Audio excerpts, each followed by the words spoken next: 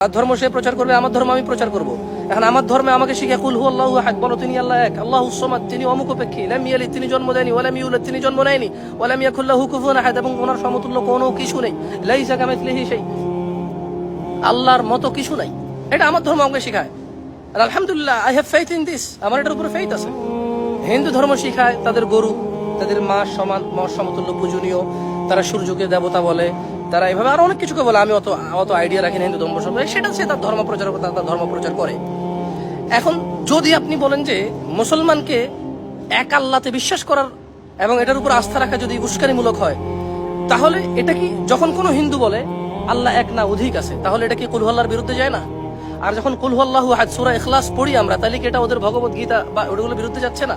আসলে কোনোটার বিরুদ্ধে যাচ্ছে না। যার যার ফেথ, যার যার সাথে, তাকে ফ্রি ভাবে করতে দেন কাজ। এটা কেমন কথা?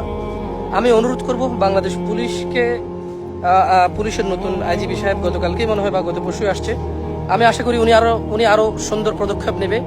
বাংলাদেশের আসলে পুলিশ কেন এগুলো করে আল্লাহ জানে, কতটা সম্মানিত হয় এগুলো করে, এটা আমাদের চোখের সামনে স্পষ্ট। এটা ঠিক পুলিশকে কেউ কিছু বলে না। আর আমরা চাইও না বাংলাদেশ পুলিশ, বাংলাদেশের বিভিন্ন ক্রান্তিকালে একটা নিরাপত্তা বাহিনী এটা আছে বলেই আমি এখন ফ্রিলি ঘুরতেছি। আমি হাতে মোবাইল নিয়ে হাঁটি, পুলিশ আছে বলেই।